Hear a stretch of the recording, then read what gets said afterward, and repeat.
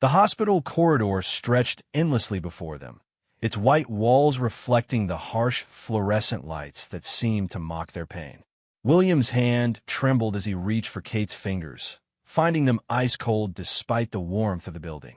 They had been walking these same halls for what felt like hours, but time had lost all meaning since they received the phone call that changed everything. Kate's eyes were red and swollen from crying, though she had tried desperately to compose herself before they arrived. The mascara she had carefully applied that morning was now smudged beneath her lower lashes, creating dark shadows that made her look older, more fragile than her 38 years. She wore the blue dress William had always loved, the one she had put on that morning thinking it would be just another ordinary Tuesday. How wrong she had been. The call had come at 2:47 p.m. William remembered the exact time because he had been staring at the clock in his office, counting down the minutes until he could leave work early and surprise Kate with dinner at their favorite restaurant. It was supposed to be a celebration of sorts. They had been trying to rebuild their relationship after a difficult period, and things had finally started to feel normal again. But normal was a luxury they could no longer afford. Dr. Harrison had been the one to call, his voice carefully controlled, but unable to hide the gravity of what he needed to tell them.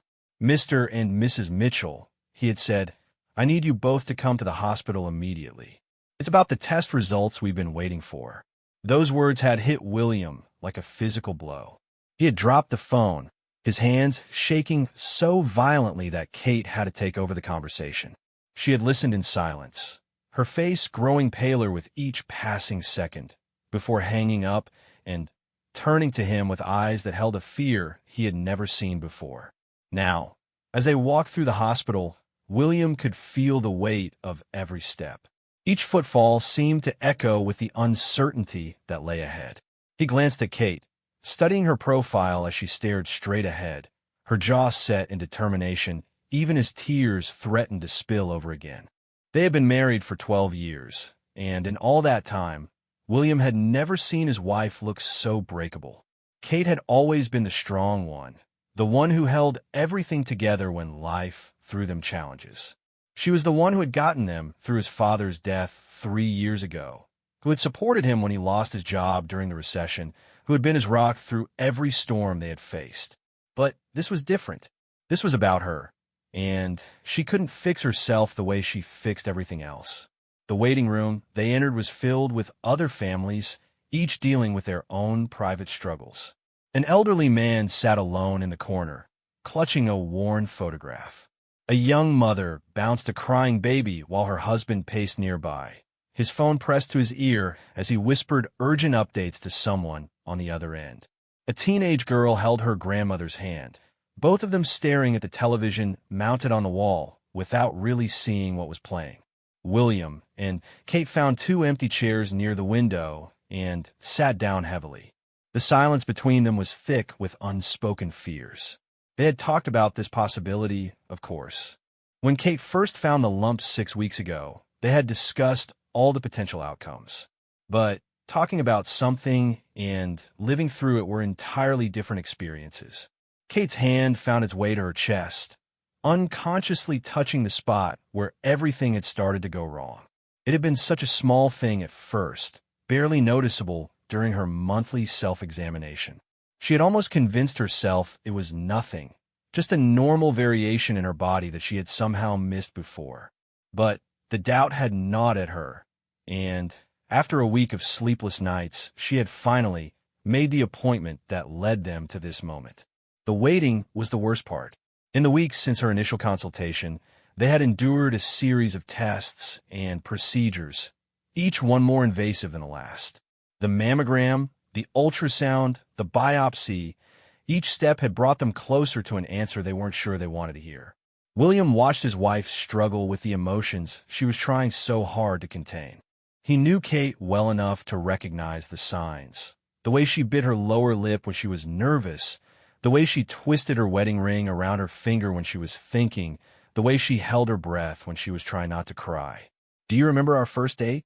William asked suddenly, his voice barely above a whisper. Kate turned to look at him, surprised by the random question. "Of course I do," she replied. a small smile threatening to break through her tears. "You took me to that terrible movie, and then we got caught in the rain on the way to dinner.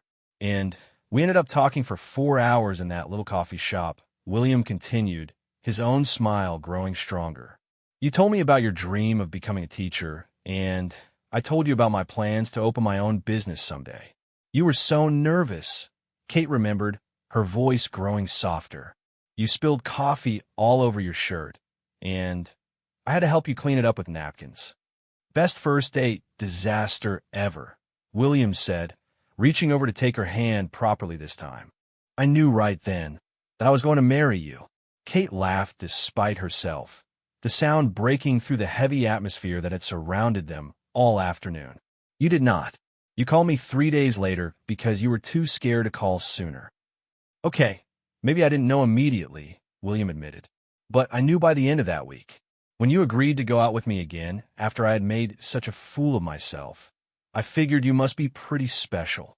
They fell into a comfortable silence, both lost in memories of happier times.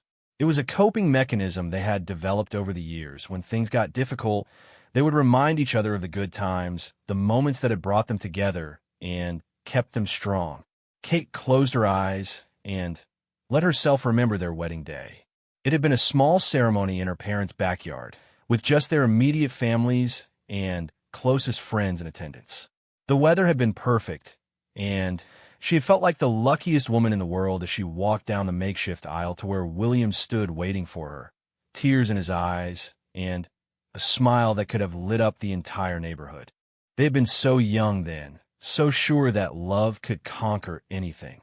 They had plans and dreams and an unshakable belief that their future together would be everything they wanted it to be. Neither of them had imagined they would one day be sitting in a hospital waiting room, holding hands while they waited for news that could change everything. The sound of approaching footsteps made them both look up. Dr. Harrison was walking toward them, his expression unreadable behind his wire-rimmed glasses. He was a kind man in his 50s who had been practicing oncology for over 20 years, and Kate had liked him immediately during their first meeting. But now, seeing him approach with a manila folder in his hands, she felt nothing but terror. "Mr. and Mrs. Mitchell," Dr. Harrison said, his voice gentle but professional. "Thank you for coming in so quickly. I know this hasn't been easy for either of you." William stood up first, helping Kate to her feet. Her legs felt unsteady, and she was grateful for his support as they followed the doctor down another corridor toward his office. The walk felt like it took forever, each step bringing them closer to the moment that would define the rest of their lives. Dr. Harrison's office was warm and inviting, filled with family photos and medical diplomas that spoke to both his professional competence and his humanity. He gestured for them to sit in the comfortable chairs across from his desk while he settled into his own chair and opened the folder he had been carrying. Kate could hear her own heartbeat pounding in her ears. William's hand found hers again, and she squeezed it so tightly she was afraid she might hurt him. But he didn't pull away. Instead, he moved his chair closer to hers, creating a united front against whatever was coming. "I'm not going to draw this out," Dr. Harrison said, his eyes moving between them with the kind of compassion that came from delivering difficult news to countless families. "The pathology results from Kate's biopsy have confirmed what we suspected. The tumor is malignant." The words hit Kate like a physical blow, even though she had been preparing herself to hear them. Malignant. Cancer. The word she had been afraid to even think, let alone say out loud, was now hanging in the air between them like a death sentence. William felt the world tilt around him. He had known this was a possibility, but hearing it spoken aloud made it real in a way that all their worried conversations never could. He looked at Kate and saw his own fear reflected in her eyes, magnified by the knowledge that this was happening to her body, her life. But Dr. Harrison wasn't finished. "However," he continued, "I want you to know that we caught this relatively early. The tumor is stage 2, which means it hasn't spread beyond the breast tissue. With aggressive treatment, the prognosis is actually quite good." Kate felt a flicker of hope penetrate the fog of fear that had descended over her. "What does that mean exactly?" she managed to ask, her voice barely audible. "It means we have options," Dr. Harrison explained, pulling out several charts and documents to illustrate his points. The standard treatment protocol would involve surgery, followed by chemotherapy and possibly radiation. It's going to be challenging, but many women with similar diagnoses go on to live full, healthy lives. William found his voice. "What are we talking about in terms of surgery?" Dr. Harrison's expression grew more serious. "Given the size and location of the tumor, we would recommend a mastectomy. It's the best way to ensure we remove all the cancerous tissue and minimize the risk of recurrence." The word mastectomy hit Kate like another blow. She had known this might be necessary, but hearing it confirmed made her feel like she was losing a part of herself before the battle had even begun. She thought about the body she had lived in for 38 years, the body that had carried her through life, through her wedding day, through all the moments that had made her who she was. "There are reconstruction options," Dr. Harrison continued gently, clearly recognizing the impact of his words. "We can discuss those in detail as we move forward with your treatment plan." Kate nodded numbly, trying to process the flood of information.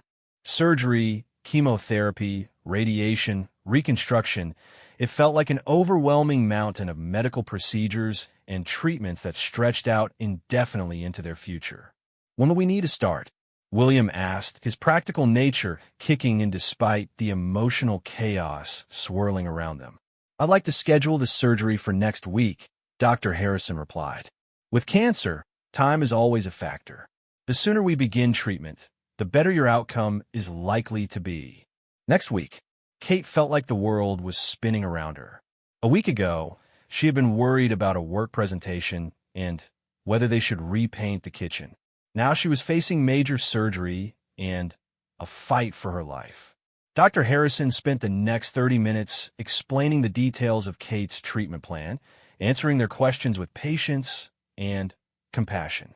He gave them pamphlets and resource materials, scheduled follow-up appointments, and connected them with a nurse navigator who would help guide them through the complex process ahead.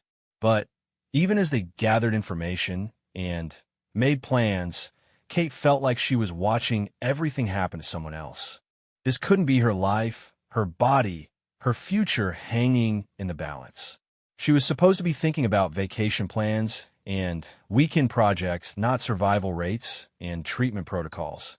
When they finally left Dr. Harrison's office, they walked back through the hospital in silence. The other families in the waiting room looked exactly the same, but Kate and William felt fundamentally changed. They were no longer people waiting for news. They were people beginning a journey they had never wanted to take. The drive home was quiet except for the soft hum of the car's engine and the occasional sniffle from Kate. William kept glancing over at her, wanting to say something comforting, but not knowing what words could possibly help in this situation. Everything felt inadequate in the face of what they were dealing with. When they pulled into their driveway, Kate looked at their house as if seeing it for the first time. It was a modest two-story colonial with blue shutters and a small front garden that she had lovingly tended for years. Suddenly, it looked different to her, like a place where a different version of herself had lived, a version that didn't have cancer. Inside, they moved through their evening routine like sleepwalkers. William made dinner while Kate sat at the kitchen table, staring at the pamphlets Dr. Harrison had given them. The words blurred together on the pages, medical terms and statistics, and survival rates that felt both crucially important and completely meaningless at the same time. They ate in silence, neither of them tasting the food. Afterward, they sat together on the couch, Kate curled up against William's side while he held her close. The television was on, but neither of them was watching. Instead, they were lost in their own thoughts, trying to process the new reality they were facing. "I'm scared," Kate whispered finally, the words barely audible against William's chest. "I know," he replied, his voice thick with emotion. "I'm scared too." It was the first time either of them had admitted their fear out loud, and somehow saying it made it both more real and more manageable. They were in this together, just as they had been through everything else life had thrown at them. As they sat there holding each other, Kate thought about all the things that might change. Would she lose her hair during chemotherapy? Would she be too sick to work? Would William still find her attractive after surgery? The questions swirled through her mind like a tornado, each one bringing its own set of fears and uncertainties.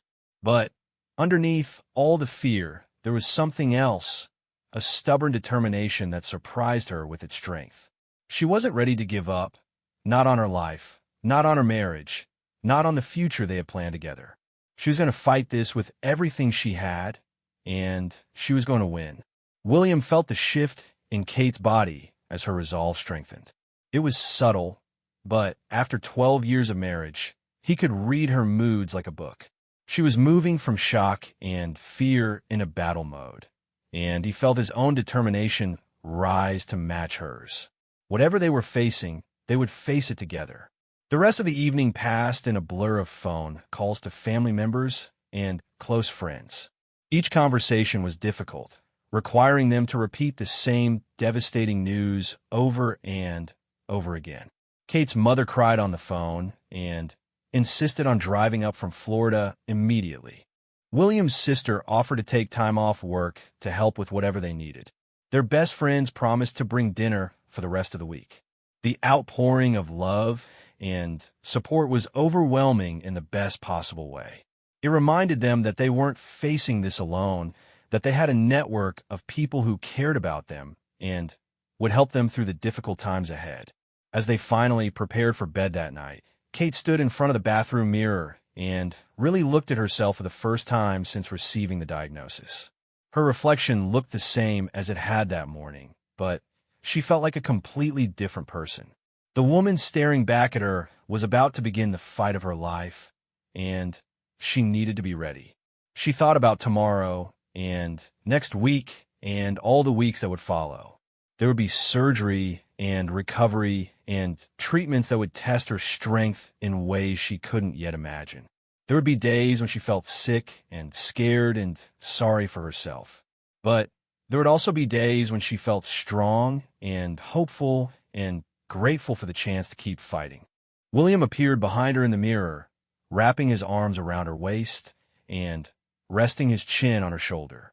Together, they looked at their reflection, a couple about to face the greatest challenge of their marriage, but still standing together, still committed to whatever lay ahead. "We're going to get through this," William said, his voice steady and sure. Kate leaned back against him, drawing strength from his presence. "Yes," she agreed, her own voice growing stronger. "We are." That night, they held each other closer than they had in months, both of them acutely aware of how precious their time together was. Tomorrow would bring new challenges and difficult decisions, but tonight they had this moment of quiet intimacy, this reminder of why they were fighting in the first place. As Kate drifted off to sleep, she thought about the door they would have to walk through next week, the door to the operating room that would mark the beginning of her treatment. She didn't know what would be waiting for them on the other side, but she knew they would face it together, and that was enough to give her hope. The week leading up to Kate's surgery passed in a strange mixture of frantic preparation and agonizing slowness.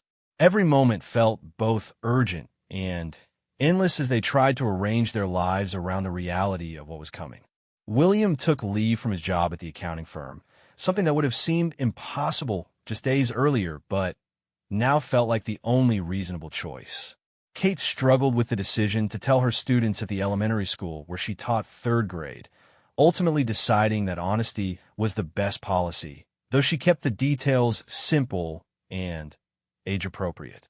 The pre-surgery appointments felt like a blur of medical offices and concerned faces. Blood tests, imaging scans, consultations with the anesthesiologist, meetings with the surgical team. Each step brought them closer to the day that would change everything. Kate found herself studying the faces of the medical staff, looking for signs of optimism or concern, trying to read between the lines of their professional kindness.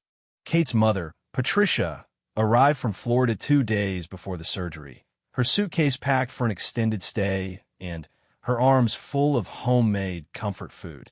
She was a small woman in her 60s who had raised Kate to be independent and strong, but seeing her daughter facing cancer brought out every protective instinct she possessed.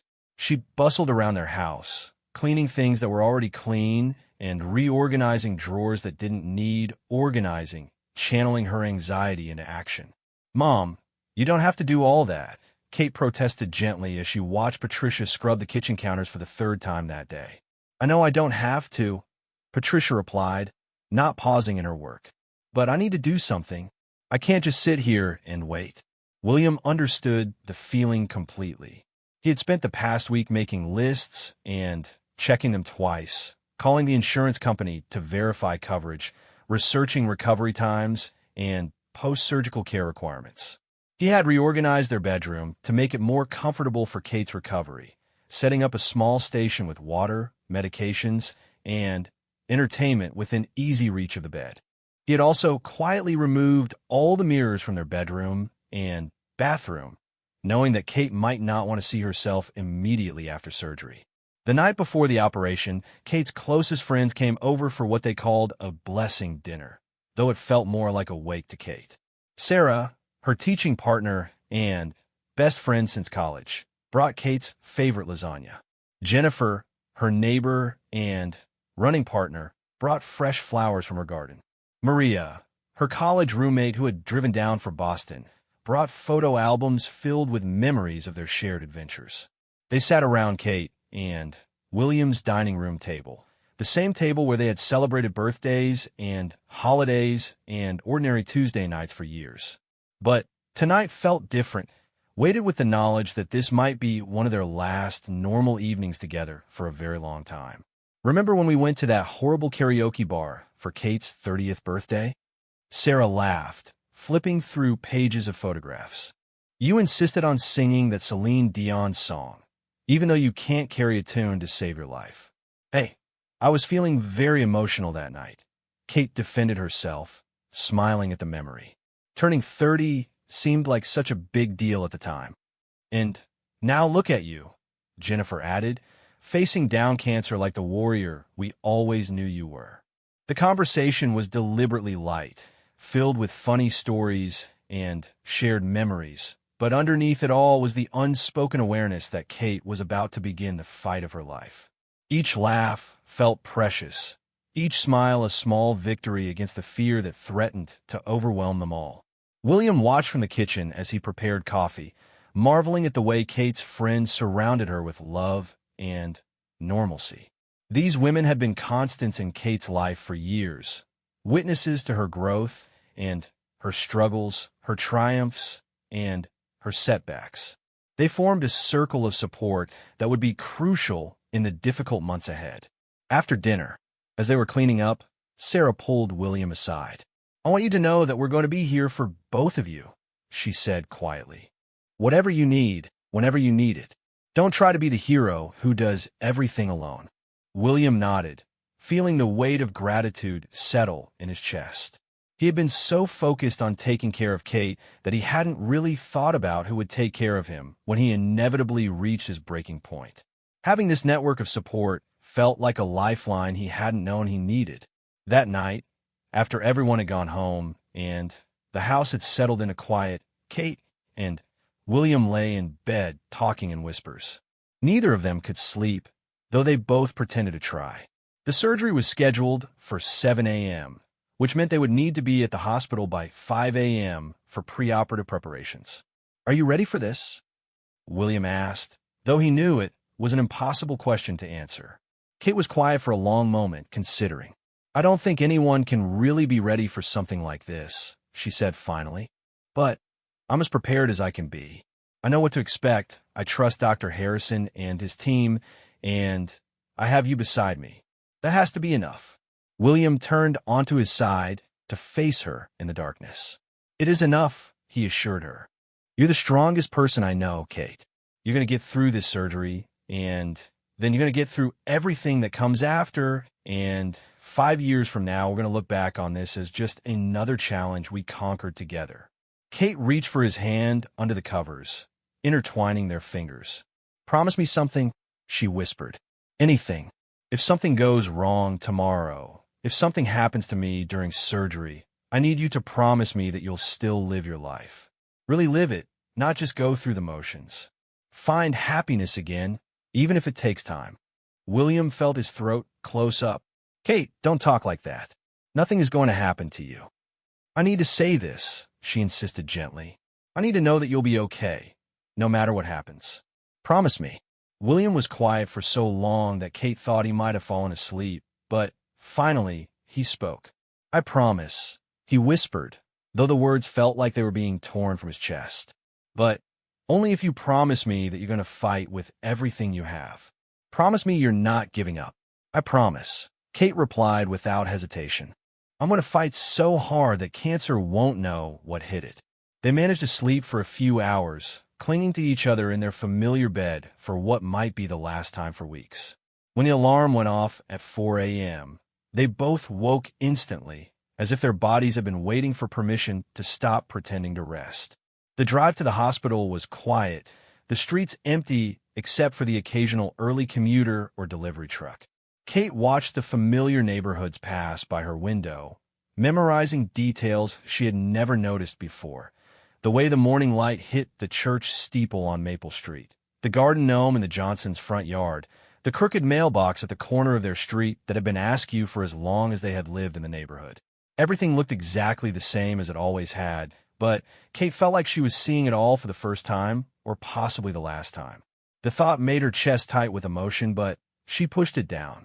Today was about moving forward, about taking the next step in her treatment, about fighting for her future. The hospital at 5 a.m. was a different place than it had been during their previous visits.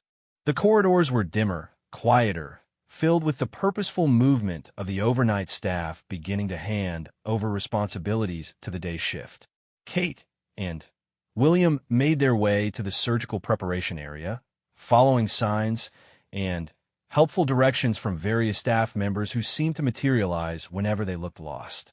The preoperative area was a series of small curtained spaces, each containing a hospital bed and a chair for family members.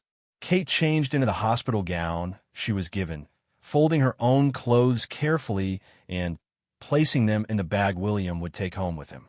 The gown was pale blue and printed with tiny flowers, clearly designed to be cheerful, but somehow managing to make Kate feel smaller and more vulnerable than she had in days. A steady stream of medical professionals visited their small space over the next hour. Nurses checked Kate's vital signs and started her 4 marking surgical sites and reviewing her medical history one more time. The anesthesiologist stopped by to explain the procedures for putting her under and waking her up, speaking in calm, reassuring tones about the medication she would receive and what she might expect to feel. Dr. Harrison appeared at 6:30, dressed in his surgical scrubs and radiating the kind of quiet confidence that came from years of experience. He reviewed the surgical plan with them one more time, answering their last-minute questions with patience and thoroughness. The procedure should take about 3 hours, he explained. William, we'll have someone update you every hour or so, and I'll come find you as soon as we're finished. Kate, you'll wake up in the recovery room, and the first thing you'll see will be a nurse who will help you understand where you are and how you're feeling. Kate nodded, trying to absorb every word. 3 hours. That's how long it would take to remove the part of her body that had betrayed her, to cut away the cancer that threatened her future. 3 hours during which William would wait and worry, during which her fate would be literally in someone else's hands. At 6:45, it was time for Kate to be wheeled into the operating room. This was the moment they had been dreading and anticipating for a week, the point of no return that would mark the official beginning of Kate's treatment. William leaned down to kiss her, their lips meeting in a kiss that was tender and desperate and full of all the words they couldn't say. I love you, he whispered against her forehead. I'll be right here when you wake up. I love you too, Kate replied, her voice steady despite the tears threatening to spill over. Take care of yourself while I'm gone, okay? Don't just sit in that waiting room for 3 hours worrying. Go get coffee, call your sister, Read a book. Do something normal.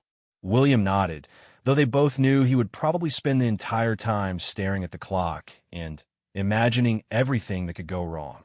As the orderly began to wheel Kate's bed toward the double doors that led to the surgical suite, William walked alongside, holding her hand until the last possible moment. At the doors, Kate squeezed his hand one final time. "See you on the other side," she said with a smile that was braver than she felt. "See you on the other side," William echoed, watching as the bed disappeared through the doors and into the sterile world where his wife's future would be determined. The waiting room William was directed to was larger than the one they had sat in the week before, filled with comfortable chairs arranged in small groupings and large windows that looked out onto the hospital's healing garden. It was clearly designed to provide comfort during long waits, but William found no comfort in the institutional attempts at warmth. He chose a seat near the window and settled in for what he knew would be the longest 3 hours of his life. The room gradually filled with other families dealing with their own medical crises, some talking quietly among themselves, others sitting in silence, all of them united by the particular kind of anxiety that came with having a loved one in surgery. William tried to follow Kate's advice about doing something normal, but normal felt impossible when half of his heart was lying on an operating table.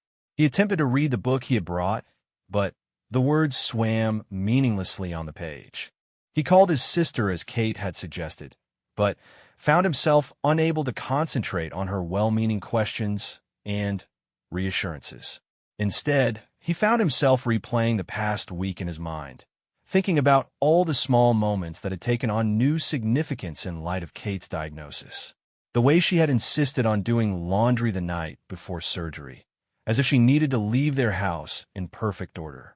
The way she had spent an hour on the phone with her students' parents, explaining her absence and reassuring them that their children would be well taken care of in her absence. The way she had written detailed instructions for caring for her small garden, even though it was only March and most of the plants were still dormant. At 8:30, a surgical nurse appeared to give him the first update.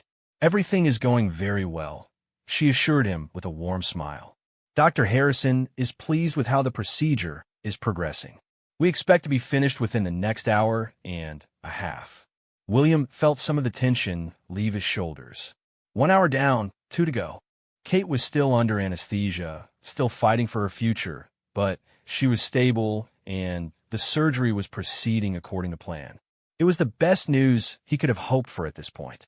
He used the break in his anxiety to call Kate's mother, who was waiting at their house for news. Patricia had wanted to come to the hospital, but Kate had gently convinced her that the waiting room would just make her more nervous. Instead, she was channeling her energy into preparing the house for Kate's recovery, making soup, organizing medications, and creating a comfortable nest where her daughter could heal. "She's doing well," William reported, hearing the relief in his own voice. "The doctor says everything is going according to plan." Patricia's voice was thick with emotion when she replied, "Thank God. I've been pacing around this house like a caged animal, cleaning everything twice and checking the clock every 5 minutes. How are you holding up?" William considered the question seriously. How was he holding up? He felt like he was existing in some kind of suspended animation, all of his normal thoughts and feelings compressed into a single point of waiting. "I'm okay," he said finally, "just ready for this part to be over." The second hour passed more slowly than the first. William found himself watching the other families in the waiting room, observing their own dramas of hope and fear. An elderly woman sat knitting what looked like a baby blanket, her needles clicking rhythmically as she waited for news about her husband's heart surgery. A young couple held hands while their toddler slept between them, both parents looking exhausted and worried as they waited to hear about their older child's emergency appendectomy. Everyone in this room was dealing with the fundamental vulnerability of loving someone whose life was temporarily in other people's hands. It was a reminder of how fragile everything really was, how quickly ordinary life could be disrupted by illness or accident or any of the countless things that could go wrong with the human body. At 10:15, the nurse appeared again with another update. "We're just finishing up the surgical procedure now," she announced. "Dr. Harrison will be out to speak with you within the next 30 minutes." William felt his heart rate spike. This was it, the moment when he would learn whether the surgery had been successful, whether they had managed to remove all the cancer, whether Kate's prognosis was as good as they had hoped. The next 30 minutes felt like they might last forever. He tried calling Kate's mother again, but the phone went straight to voicemail. She was probably in the middle of one of her nervous cleaning projects, unable to hear the phone over the sound of the vacuum cleaner or washing machine.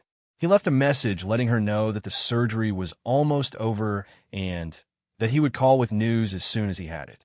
At exactly 10:47, Dr. Harrison appeared in the waiting room doorway, still wearing his surgical scrubs, but with his mask pulled down around his neck. His expression was tired but satisfied, the look of someone who had just completed a challenging but successful task.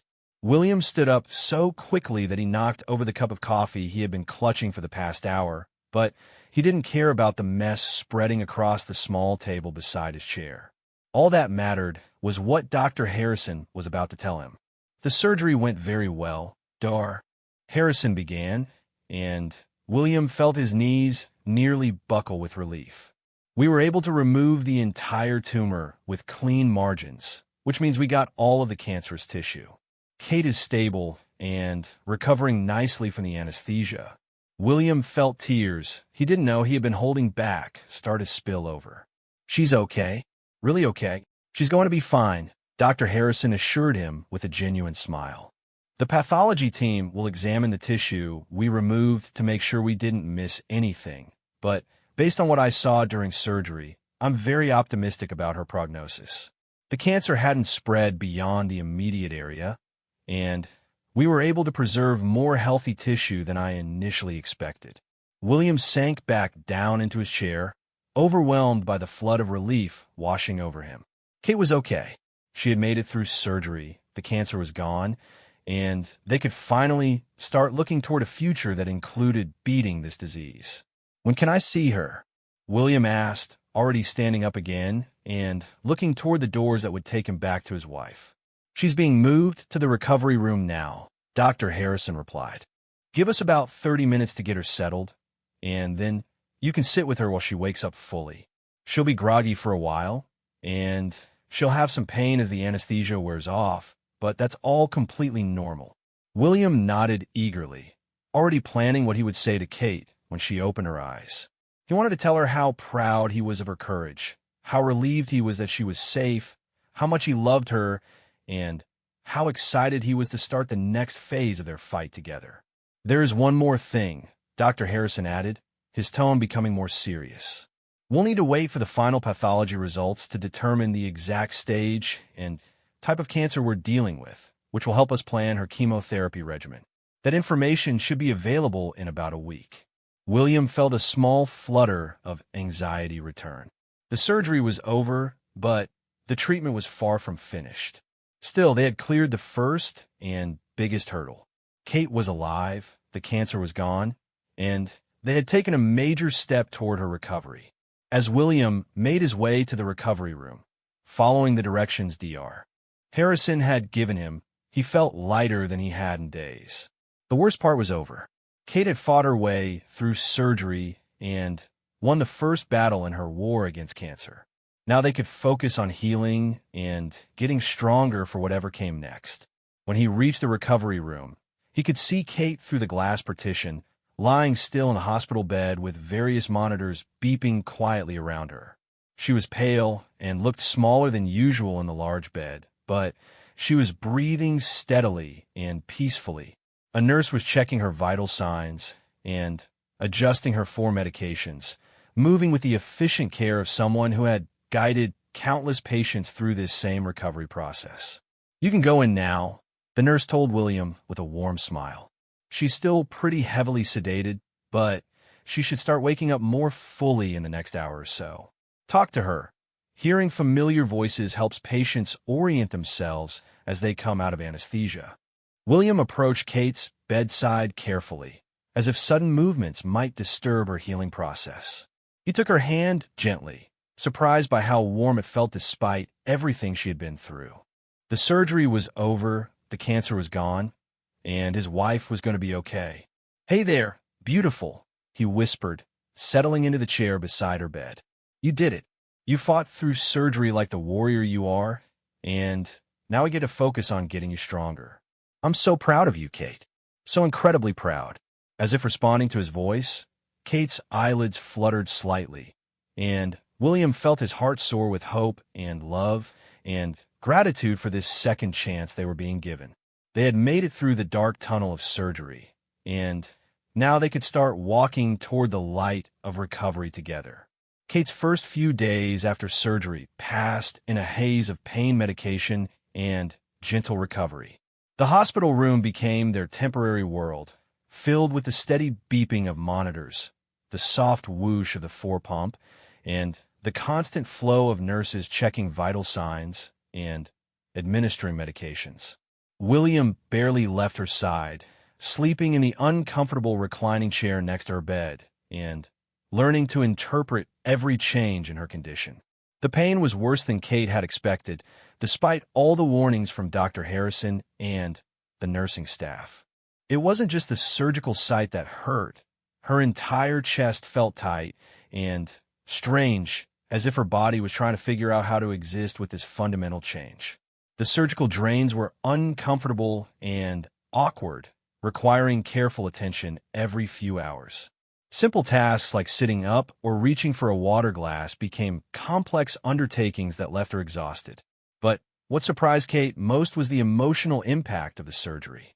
She had prepared herself for physical pain and a long recovery, but she hadn't anticipated the complicated feelings of grief and relief that would wash over her in waves. She was grateful that the cancer was gone, thrilled that the surgery had been successful, but she also found herself mourning the loss of her breast in ways she hadn't expected. "It feels strange," she confessed to William on the second day after surgery, when the pain medication had cleared enough for her to think coherently. "I know it was the right choice, and I know I'm lucky that we caught the cancer early, but I still feel like I'm mourning something." William took her hand carefully, mindful of the 4 lines. "That makes perfect sense," he said softly. "You've been through something traumatic physically and emotionally. It's okay to feel complicated about it." The nursing staff had warned them about this aspect of recovery. Breast cancer wasn't just a medical condition. It affected how women saw themselves, their sense of femininity, their body image. Kate had always been confident in her own skin, comfortable with her body, and proud of its strength. Now she felt disconnected from herself, as if she was learning to inhabit a body that was both familiar and foreign. Sarah visited every day after school, bringing updates from Kate's classroom and small gifts from her students. The third graders had made a giant Get Well card covered in colorful handprints and messages like, "Get well soon, Mrs. Mitchell," and "We miss you." The card made Kate cry happy tears, reminding her of all the reasons she was fighting to get better. "They ask about you every day," Sarah reported, settling into the chair on Kate's other side. "I told them you were taking some time off to get better, and that you'll be back as soon as you can. Tommy Morrison said he's been practicing his handwriting extra hard, so he can show you how much it's improved when you return." Kate smiled through her tears. Her students had always been a source of joy and motivation, and knowing they were thinking of her gave her strength. Teaching had been more than just a career for her. It was a calling, a way of making a difference in young lives. The thought of returning to her classroom helped her focus on recovery and the future beyond cancer. Dr. Harrison visited daily, checking Kate's incisions and monitoring her progress. On the 4th day after surgery, he brought news about the pathology results that would determine the next phase of her treatment. "The news is mostly good," he began, settling into his characteristic position, leaning against the windowsill. "The margins were clean, which means we got all of the cancerous tissue.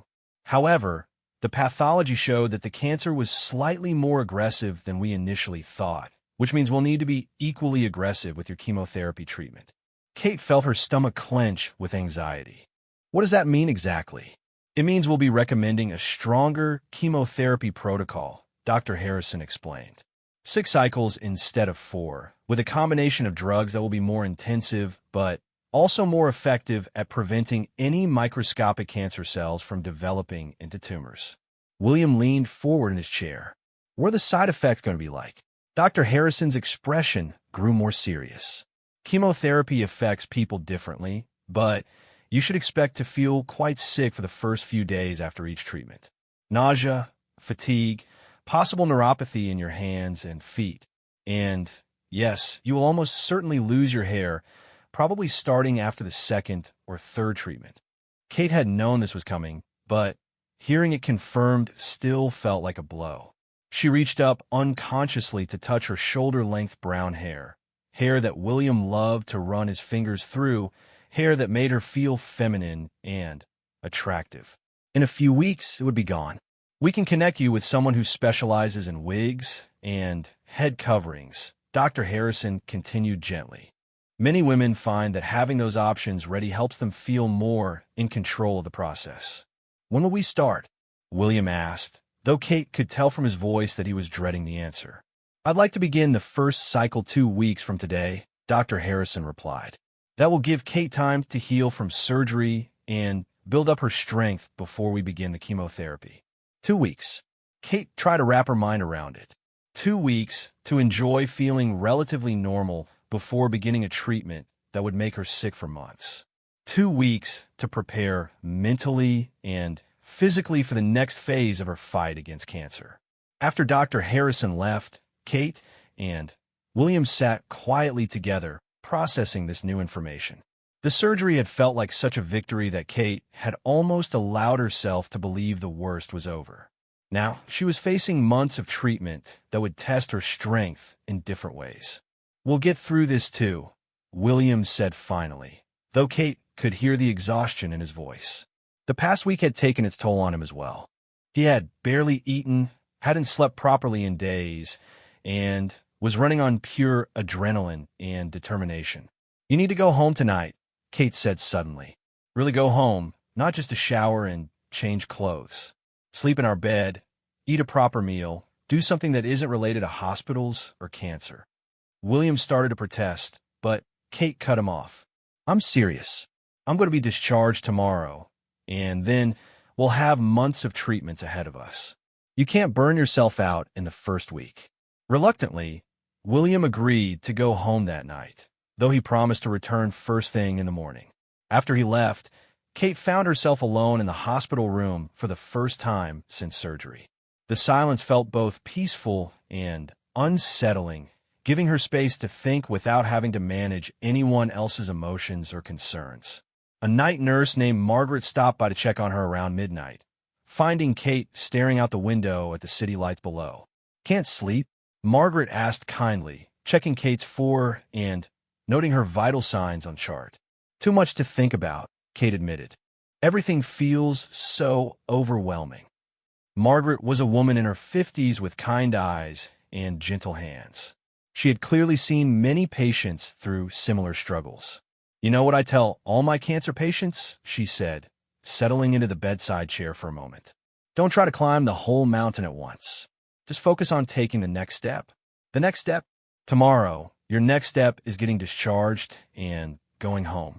The day after that, it's adjusting to being home and starting to heal. Next week, it's meeting with the oncology team and learning about chemotherapy. Don't worry about step 10 or step 50. Just take step 1, then step 2, and trust that each step will prepare you for the next one. Kate found this perspective surprisingly comforting. She had been trying to mentally prepare for the entire journey ahead, all the treatments and side effects and challenges that might come. But Margaret was right. She only needed to focus on the immediate next step. The next morning, Kate was officially discharged from the hospital. The process felt surreal after 5 days of being tethered to monitors and for poles. Getting dressed in her own clothes felt like putting on a costume for the role of person who doesn't have cancer, but she was grateful to leave behind the hospital gowns and embrace even this small return to normalcy. The drive home was quiet, both Kate and William lost in their own thoughts. Kate watched the familiar neighborhoods pass by, struck again by how normal everything looked despite how fundamentally her world had changed. People were walking their dogs, children were playing in yards. Life was continuing exactly as it always had for everyone except them. Their house looked exactly the same as it had a week ago, but Kate felt like a different person walking through the front door.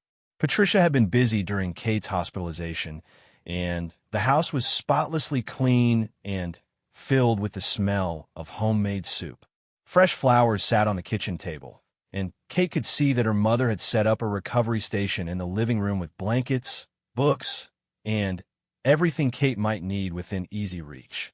"Welcome home, sweetheart," Patricia said, enveloping Kate in the gentlest hug she could manage while being mindful of the surgical site.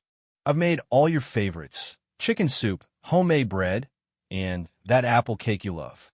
Kate felt tears spring to her eyes again. She seemed to cry at the smallest kindnesses these days, her emotions closer to the surface than usual. "Thank you, Mom, for everything." The first week at home was a lesson in patience for someone who is used to being active and independent.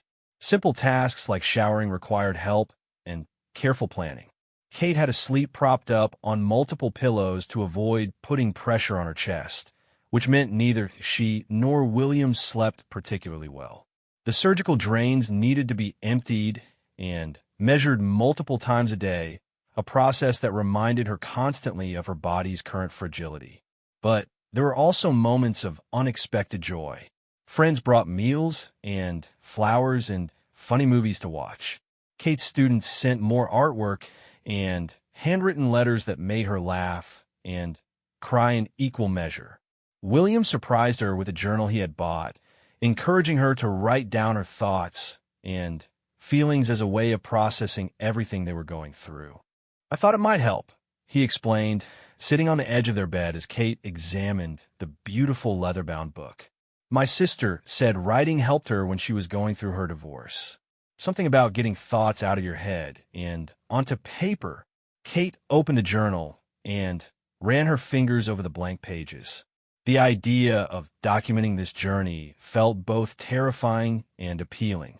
Maybe writing about it would help her make sense of everything she was experiencing. That night, she made her first entry, day 8 after surgery.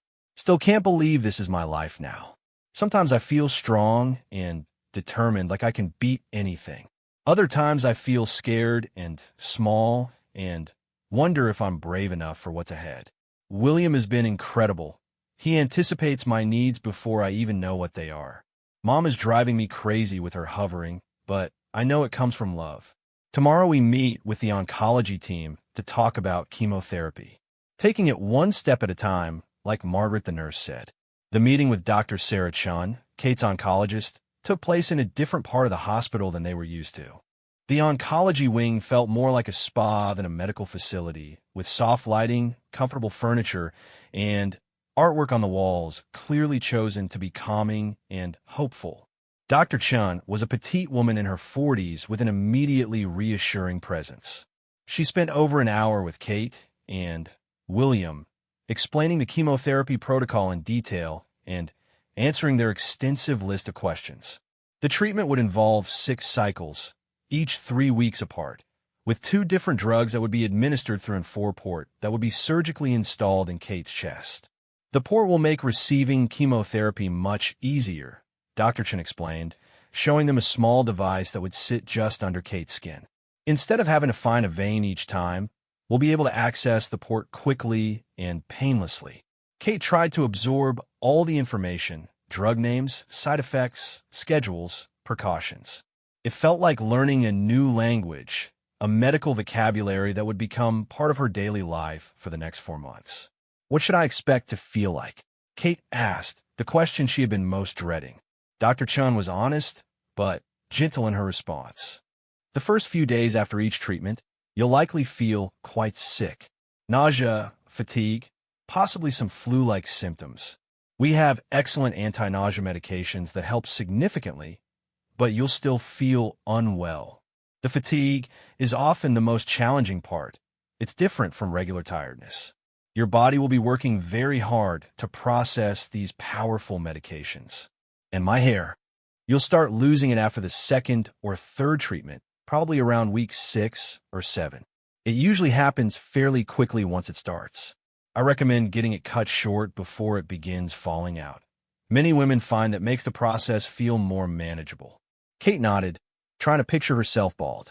It seemed impossible to imagine, but she knew it was just another step in the journey she had to take. The most important thing to remember, Dr. Chen continued, is that all of these side effects are temporary. Your hair will grow back, usually starting a few weeks after your final treatment. The nausea and fatigue will resolve once you finish chemotherapy. We're putting your body through something difficult now to prevent cancer from returning in the future. They scheduled Kate's port installation for the following week, with her first chemotherapy treatment to follow 3 days later.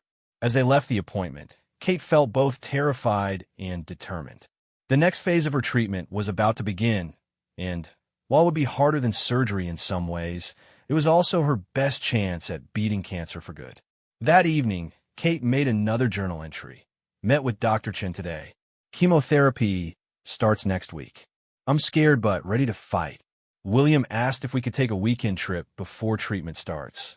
Just 2 days somewhere peaceful to remind ourselves that we're more than cancer patients. We're still us, still a couple who loves each other and dreams about the future. I said yes. We need that reminder. The weekend they chose was a small cabin by a lake 2 hours from home. It was early April, still cool enough that they needed sweaters in the evening, but warm enough to sit by the water during the day. Kate brought her journal and a stack of books she had been wanting to read. William brought his camera, hoping to capture some peaceful moments before their lives became consumed by treatment schedules and side effects. On Saturday morning, they walked slowly along the lake shore, Kate's steps still careful because of her recent surgery. The water was calm and clear, reflecting the sky, so perfectly it was hard to tell where the lake ended and the heavens began. Do you remember coming here for our 5th anniversary? William asked, taking Kate's hand as they found a bench overlooking the water. Of course, Kate smiled. You had this elaborate plan to recreate our first date, but it rained the entire weekend. And we spent the whole time in that little cabin playing board games and talking, William continued. You said it was the most romantic weekend you'd ever had. It was, Kate agreed, leaning against William's shoulder. Not because of what we did, but because we were together, really together, without any distractions or obligations. Just us. They sat quietly for a while, watching the water and listening to the gentle sounds of the lake. Kate felt more peaceful than she had in weeks, as if the calm water and fresh air were washing away some of the anxiety that had been building since her diagnosis. Whatever happens with the chemotherapy, Kate said finally, I want us to remember this feeling, this sense that we're okay, that we're still us underneath everything else. We are still us, William assured her, pressing a kiss to the top of her head. Cancer doesn't change who we are or how much we love each other. It's just something we're dealing with, not something that defines us. That night, as they lay in the cabin's comfortable bed listening to the gentle sounds of the lake, Kate felt ready for whatever came next. The chemotherapy will be difficult, but it was also hope in the form of medicine. Each treatment would be bringing her closer to health, closer to a future free from cancer. She thought about Margaret's advice about taking one step at a time. Tomorrow they would go home and prepare for her port surgery. The day after that, they would begin chemotherapy. She couldn't control how sick she might feel or how her body would respond to treatment, but she could control her attitude and her determination to keep fighting. As she drifted off to sleep, Kate felt grateful for this peaceful interlude before the storm. Whatever challenges lay ahead, she would face them with William beside her and the memory of this quiet weekend to remind her that love and hope were stronger than fear and uncertainty. The chemotherapy treatments proved to be every bit as challenging as Dr. Chen had warned, but also more manageable than Kate had feared. The first cycle hit her hard, 3 days of nausea so intense that even water seemed impossible to keep down, followed by a week of fatigue so profound that climbing the stairs to their bedroom felt like running a marathon. But by the second week of each cycle, she would start to feel human again, and by the third week, she would almost forget how sick she had been. William became an expert at managing Kate's medications, creating elaborate schedules for anti-nausea drugs, pain relievers, and supplements. Their kitchen counter looked like a small pharmacy, with pill organizers and bottles arranged in careful order. He learned to recognize the subtle signs that warned of an approaching wave of nausea, becoming skilled at offering ice chips or ginger tea at exactly the right moment. The hair loss began during the third cycle, just as Dr. Chun had predicted. Kate woke up one morning to find her pillow covered with brown strands, and when she ran her fingers through her hair, it came away in clumps. She had prepared for this moment, had even bought several beautiful scarves and a wig that matched her natural color, but the reality of actually losing her hair was still shocking. "I want to cut it all off," she announced to William over breakfast that morning, holding up a handful of hair that had fallen out while she was eating. "I don't want to watch it disappear bit by bit. Let's just get rid of it all at once." They made an appointment with Sarah, who had offered to help with the process. Sarah arrived that afternoon with professional hair clippers and a bottle of champagne, treating the occasion like a celebration rather than a loss. "You have such a beautifully shaped head," Sarah declared as she carefully removed Kate's remaining hair. "Some people just look stunning bald, and you're definitely one of them." Kate watched in the mirror as her appearance transformed completely. Without her hair, her eyes looked larger and more expressive. Her cheekbones seemed more pronounced. She looked different, certainly, but not worse, just different. "You know what?" Kate said, turning her head to examine her reflection from different angles. "I think I like it. It's very dramatic." William, who had been watching nervously from across the room, stepped closer and placed his hands gently on either side of Kate's smooth head. "You're beautiful," he said simply, and the sincerity in his voice made Kate's eyes fill with tears. That evening, Kate made a journal entry that surprised even her. "Lost all my hair today. Expected to feel devastated, but instead I feel oddly liberated. Like I've shed more than just hair. I've shed the part of me that was afraid of how cancer might change me. I'm still me, just a bald version." And William was right. I am still beautiful, just in a different way. The weeks blended together in a rhythm of treatment, recovery, and gradual return to strength. Kate's friends rallied around her in ways that constantly amazed her. Sarah continued to bring updates from school and help with household tasks during Kate's sick days.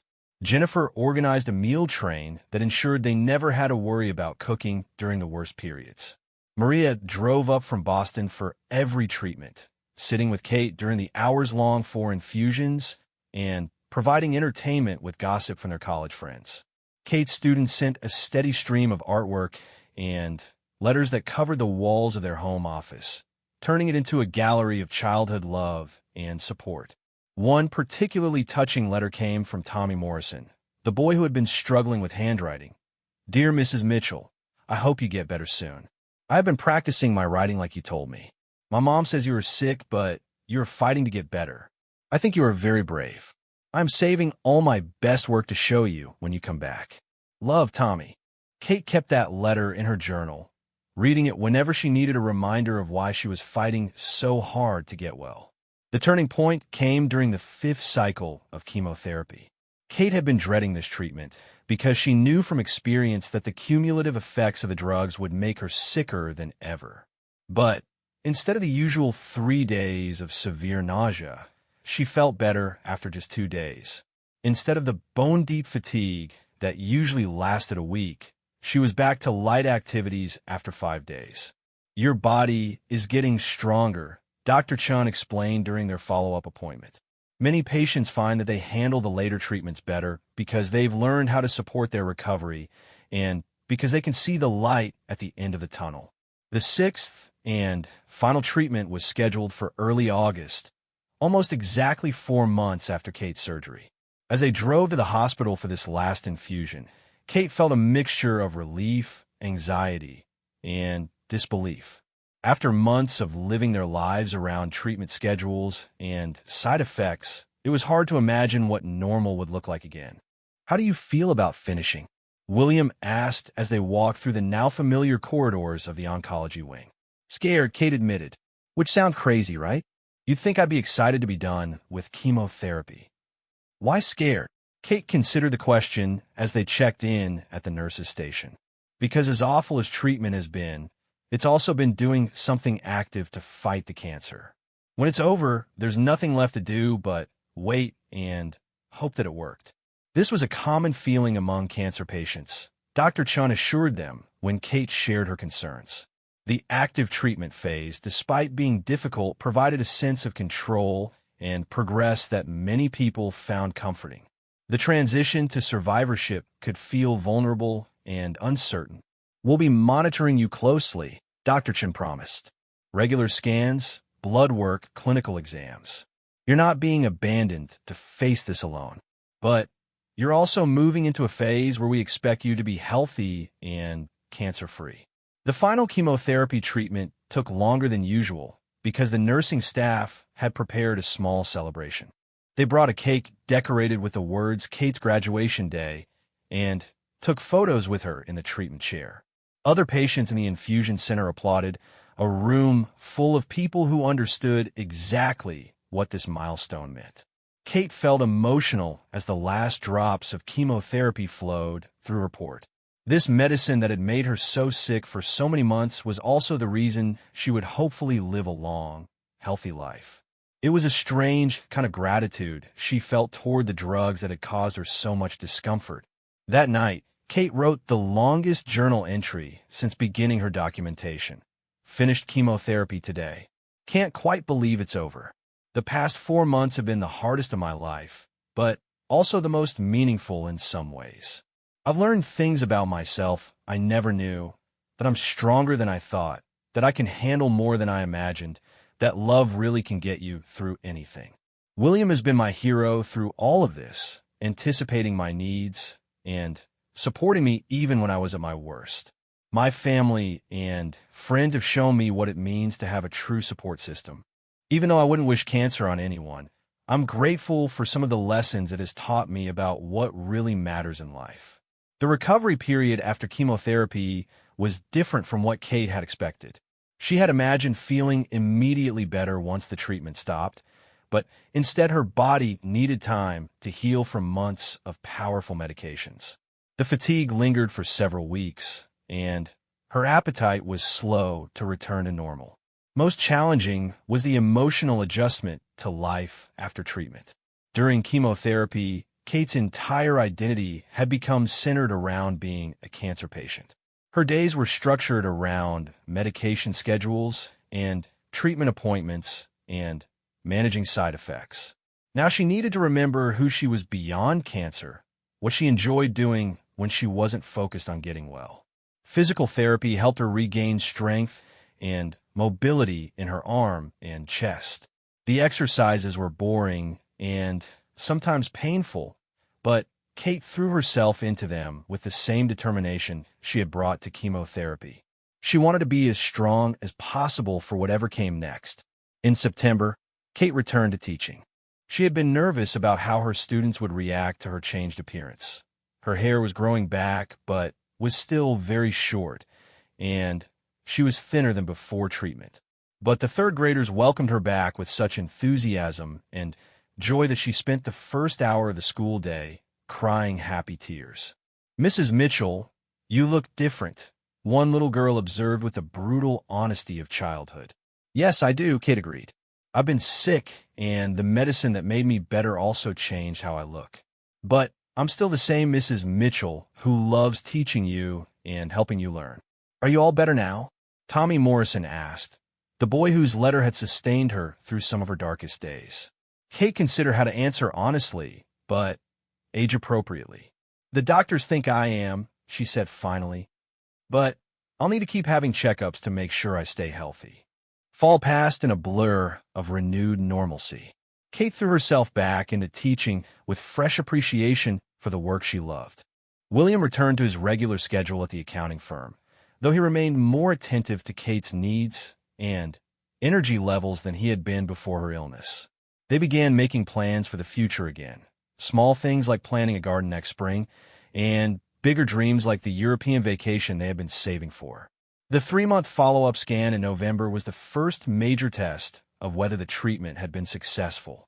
Kate was more nervous for these results than she had been for anything during active treatment, and William took the day off work to go with her to the appointment.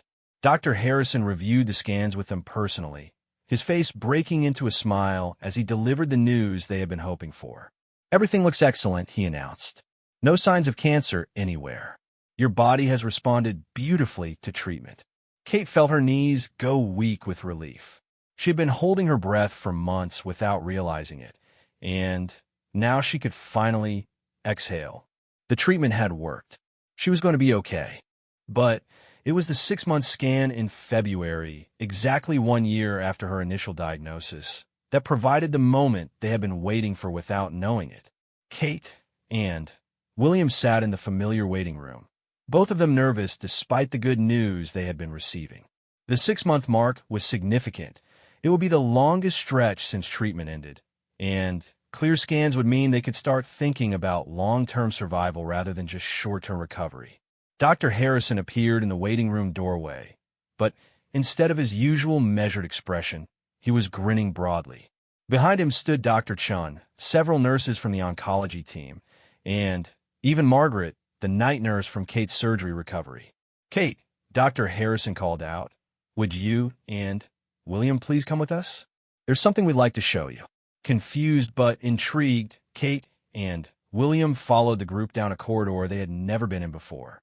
They stopped at a set of double doors marked Survivor's Garden, and Dr. Harrison produced a key. This garden was created by former patients as a place of hope and healing, Dr. Chun explained as they opened the doors. Only patients who have been cancer-free for 6 months are invited to see it. The doors opened to reveal a beautiful indoor garden filled with flowering plants, comfortable seating areas, and walls covered with photographs and messages from cancer survivors. Soft music played in the background, and natural light streamed through skylights above. But what took Kate's breath away was what awaited them at the center of the garden. A small tree with hundreds of paper leaves hanging from its branches. Each leaf contained a message of hope from someone who had completed cancer treatment. "Every survivor adds a leaf," Margaret explained, handing Kate a green paper leaf and a pen. "What would you like your message to say?" Kate stared at the blank leaf, overwhelmed by the symbolism of this moment. 1 year ago, she had received a diagnosis that could have meant death. Today, she was being invited to add her voice to a chorus of survival and hope. With William looking over her shoulder, Kate wrote, "To anyone beginning this journey, you are stronger than you know, braver than you believe, and more loved than you can imagine. The darkness is temporary. Hold on to hope." Kate, as she hung her leaf among all the others, Kate felt the final piece of her healing click into place. She wasn't just a cancer survivor. She was a person who had faced the worst things she could imagine and found a way through it. She was someone who could now offer hope to others walking the same difficult path. That evening, Kate made her final journal entry. "Saw the Survivor's Garden today. Added my leaf to the tree of hope. It's been exactly 1 year since this journey began, and I can finally say with confidence that the woman who received that diagnosis is not the same woman writing these words. I'm stronger, more grateful, more aware of what truly matters. Cancer tried to break me, but instead it revealed just how unbreakable I really am. William and are planning our future again, dreaming again, living again. The door that we were so afraid to walk through led us to exactly where we needed to be." 5 years later, Kate and William returned to the Survivor's Garden to celebrate her clean bill of health and to volunteer with newly diagnosed patients. Kate's hair had grown back thicker than before, and she wore it in a style that made her feel confident and beautiful. Her scar had faded to a thin line that she no longer tried to hide. They found her original leaf still hanging on the tree, now accompanied by thousands of others from people who had followed similar paths to healing. Kate touched the leaf gently, remembering the mixture of fear and hope she had felt when she wrote those words. A young woman approached them hesitantly, clearly a new patient based on the scarf covering her head and the uncertainty in her eyes. "Excuse me," she said to Kate, "but I heard you've been cancer-free for 5 years. Is that really possible? Does life really go back to normal?" Kate smiled, recognizing her own younger self in this woman's question. "It doesn't go back to normal," she said gently. "It becomes something better. You discover strength you never knew you had, and appreciation for things you used to take for granted. The journey is hard, but it leads somewhere beautiful." The young woman nodded, tears in her eyes. "I'm so scared." "That's okay," Kate assured her. "Being scared doesn't mean you're weak. It means you're human. But you don't have to be scared alone." As they talked, William watched his wife share hope with someone who desperately needed it. He thought about that terrible day a year ago when they had sat in Dr. Harrison's office, certain their world was ending. They couldn't have imagined then that they would end up here stronger and more grateful than ever before. The door they had been so terrified to walk through, the door to Kate's treatment and recovery, had opened onto a future more beautiful than either of them had dared to hope for. Not because cancer had been easy, but because they had discovered that love and determination and the support of others could carry them through anything. Kate finished her conversation with a new patient by giving her a hug and her phone number. "Call me anytime," she said, "day or night. You don't have to face this alone." As they walked home together that evening, Kate and William reflected on the journey that had brought them to this moment. The diagnosis that had seemed like an ending had actually been a beginning, the start of a deeper understanding of what it meant to truly live. "Do you ever regret anything about the past 5 years?" William asked as they turned onto their street. Kate considered the question seriously. "I regret that I had to get cancer for us to learn some of these lessons," she said finally. "But I don't regret what the experience taught us about ourselves and each other. We're better people now, better partners. We know what really matters." Their house came into view, the same modest colonial with blue shutters where their cancer journey had begun. But, like them, it had been transformed by their experience. The garden Kate had worried about during her surgery was now thriving, filled with plants chosen for their ability to bloom even after harsh winters. A small bench sat among the flowers where Kate often wrote in her journal, which she had continued keeping long after treatment ended. As they reached their front door, Kate paused to look back at the path they had traveled, both literally and metaphorically. 5 years ago, she had walked through this same door as a woman facing the unknown, terrified of what lay ahead. Tonight, she